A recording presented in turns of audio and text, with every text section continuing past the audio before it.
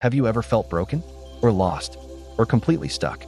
It's a universal human experience. But what if I told you that ancient wisdom from across the globe holds the keys to not just surviving these moments, but transforming them into sources of incredible strength and beauty?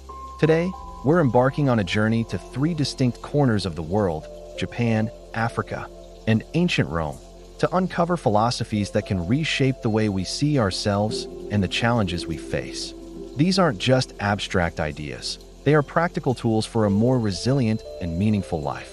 So, get ready to see the world and yourself in a completely new light. Our first stop is Japan, a land where beauty is often found in imperfection and impermanence. Here, we encounter the profound art of Kintsugi. Imagine a treasured ceramic bowl, your favorite one, slipping from your hands and shattering on the floor. Your first instinct might be despair. The beautiful object is broken, ruined forever. But Kintsugi teaches a different way. Instead of trying to hide the cracks or simply throwing the pieces away, the broken shards are meticulously reassembled using a special lacquer mixed with powdered gold. The result?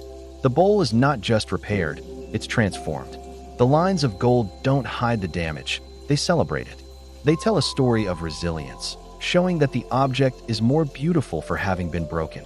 This is a powerful metaphor for our own lives. Our scars, our failures, our heartbreaks, they aren't things to be ashamed of.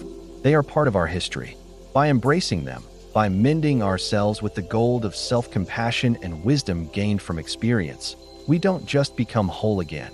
We become stronger, more interesting, and more uniquely beautiful than before. Our cracks become our character. Still in Japan, we find another subtle yet powerful concept: mono no aware. It translates roughly to the pathos of things, or a gentle sadness for their transience. Picture a cherry blossom tree in full, breathtaking bloom. It's a moment of perfect, almost overwhelming beauty. But we know it won't last.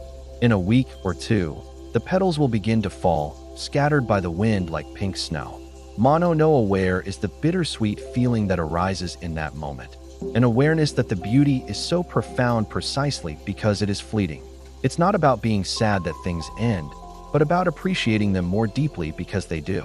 This philosophy teaches us to be fully present in the moment. That delicious meal, that sunset, that laugh with a friend. These moments are precious because they are temporary. Instead of clinging to them or mourning their passing, mono no aware encourages us to savor them completely. It reminds us that life is a river, not a rock. By accepting the natural flow of beginnings and endings, we can find a deep sense of peace and a richer appreciation for the beautiful, fleeting moments that make up our lives. Now, let's travel across continents to the vibrant heart of Africa, where community and interconnectedness form the very foundation of existence. Here, we discover the philosophy of Ubuntu. The phrase is often translated as, "I am because we are." It's a concept that challenges the hyper-individualistic mindset common in many parts of the world. Imagine a single person standing alone. In the logic of Ubuntu, this person's identity, their very being, is incomplete. Now, imagine lines of light extending from them, connecting to their family, their friends, their neighbors, their ancestors. They are part of a web of relationships. Their joys are shared, and their sorrows are supported by the community. Ubuntu teaches that our humanity is not something we possess in isolation. It is something we share and co-create with others. Acts of kindness, compassion, and respect aren't just good deeds. They are acts that affirm our own humanity by recognizing the humanity in others. When one person in the community succeeds, everyone is lifted up. When one person suffers, the entire network feels the strain. It's a profound reminder that we are all in this together. Our individual well-being is intrinsically linked to the well-being of the collective.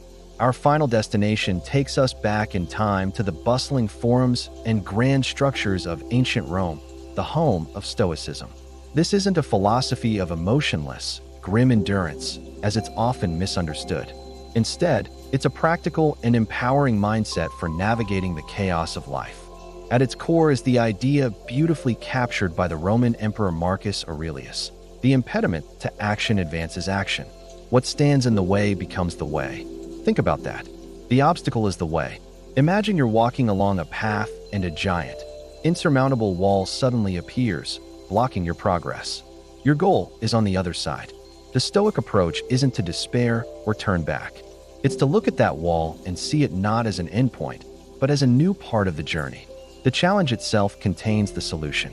That wall becomes something to climb, to go around, or to break through. The effort of overcoming it makes you stronger, more resourceful, and more skilled than you were before. This philosophy teaches us to reframe our challenges. A difficult project at work is an opportunity to learn new skills.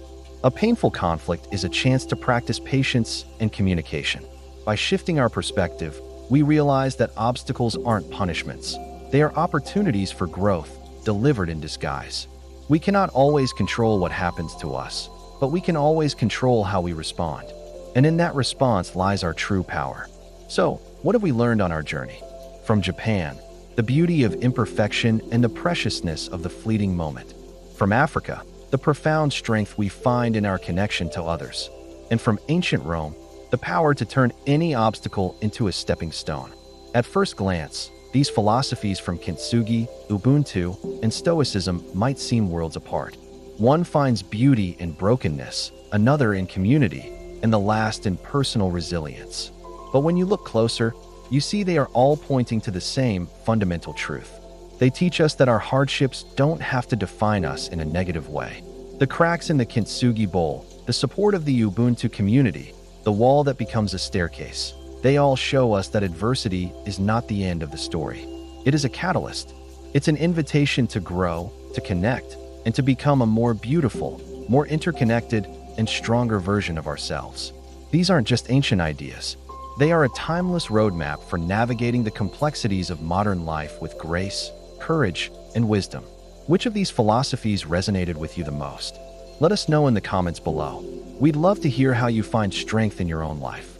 Thank you for joining us on this journey. If you found this inspiring, don't forget to like, share, and subscribe to Quote Universe for more wisdom from around the world. See you next time.